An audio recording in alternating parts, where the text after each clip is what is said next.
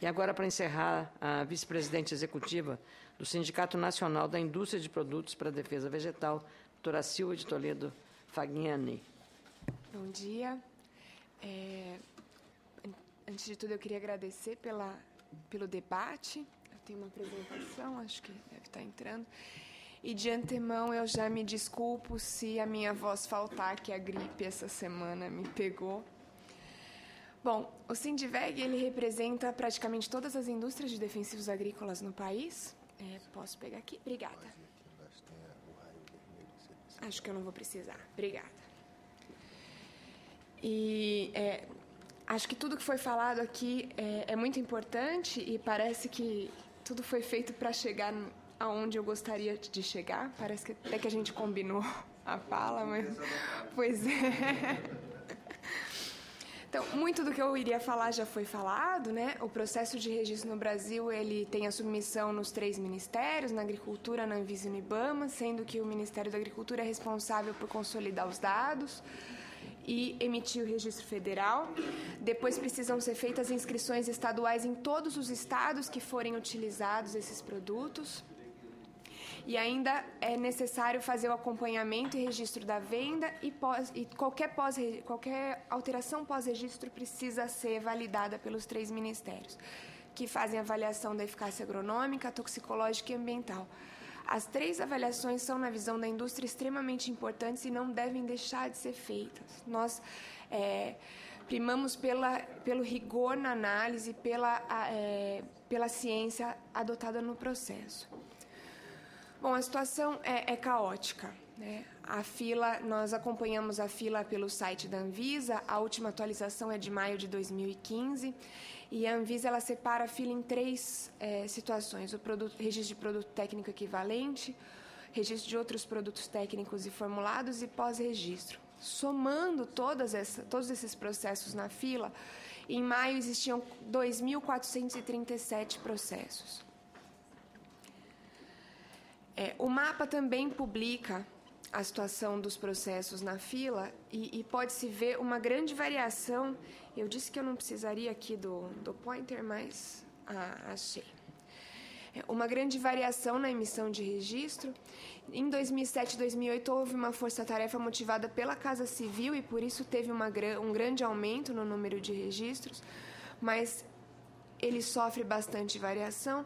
E notem que está muito difícil de enxergar, mas o registro de produtos novos é esse verdinho. Em 2007, 2008 teve um grande número de registros, 21, 11, e depois caiu para 8, 3, 2, 1, 3. Aqui, se eu não me engano, não tem nenhum registro de produto novo e esse ano ainda não saiu nenhum registro de produto novo. Nós entendemos que o registro de produtos genéricos é muito importante para garantir que o produto chegue ao agricultor e para que o preço chegue num nível ótimo, mas também é muito importante se aprovar novos registros aqui no país.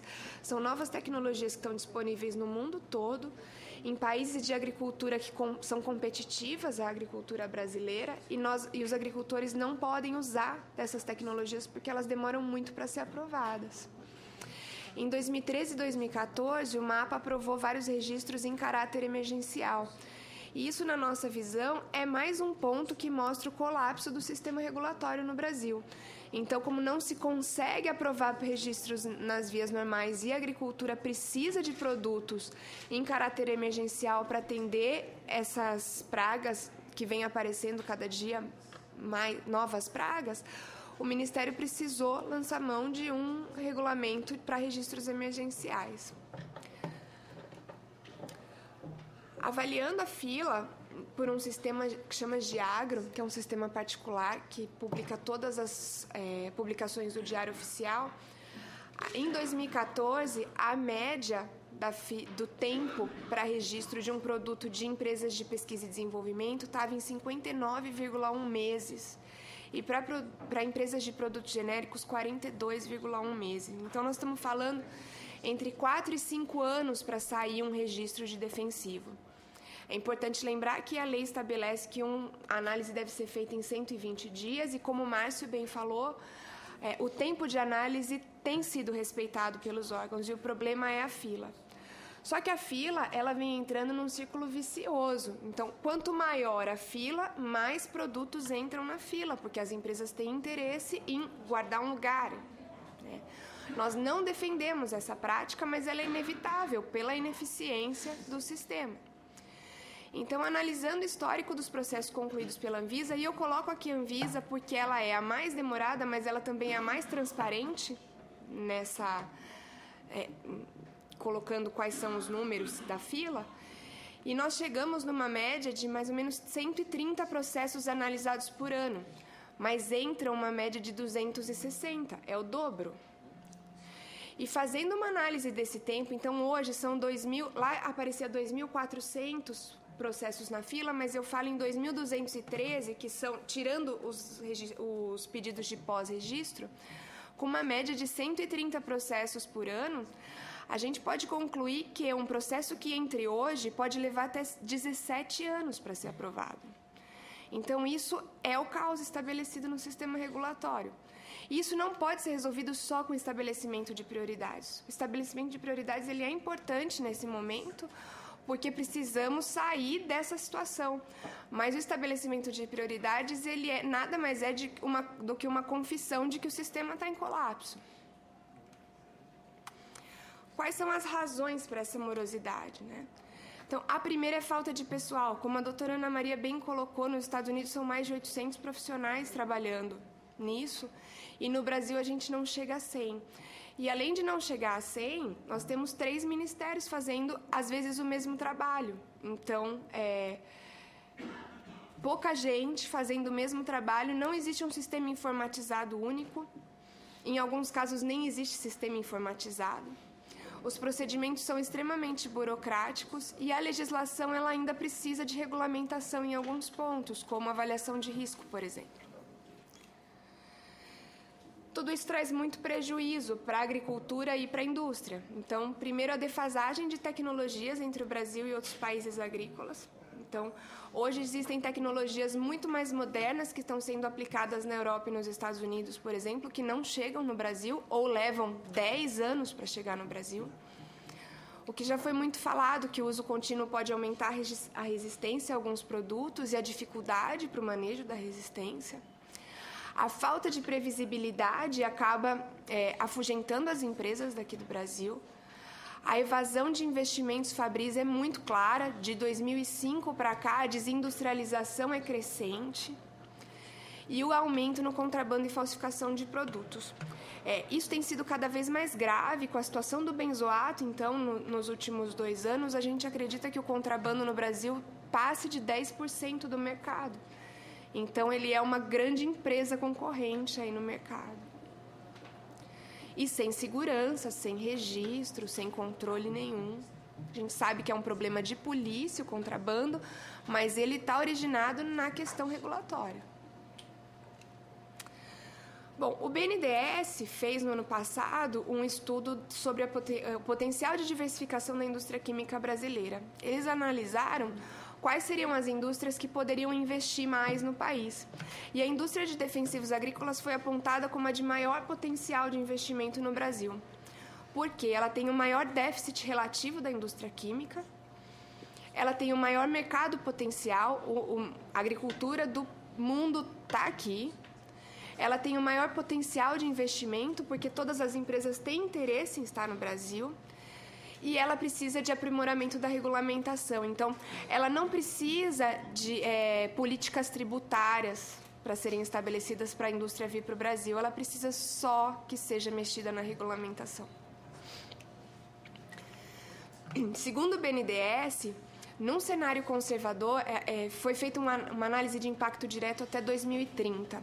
E se a regulamentação fosse corrigida, se a gente tivesse uma melhora em todo esse cenário regulatório, num cenário conservador em que a produção local de 100% fosse de 100% do consumo interno de formulação e 50% da síntese, nós teríamos um incremento de investimento de 1,7 bilhões de dólares na indústria de defensivos. Isso poderia chegar até 5,3 bilhões de dólares num cenário otimista em que a gente produzisse 30% do consumo mundial.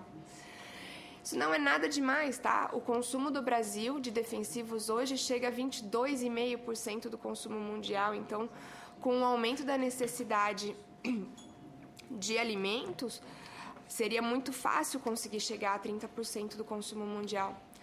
Teria um incremento na balança comercial de 7 bilhões de dólares por ano num cenário conservador e poderia chegar a 18 bilhões de dólares. Um aumento no PIB de 3,6 bi até 8,2 bi. A arrecadação poderia aumentar de 0,6 bilhões de dólares para 1,4 bilhões de dólares por ano e conseguiríamos agregar de 4.600 empregos diretos a 10.400. Então, o que precisa ser feito para atingir isso? São necessárias mudanças urgentes no sistema regulatório.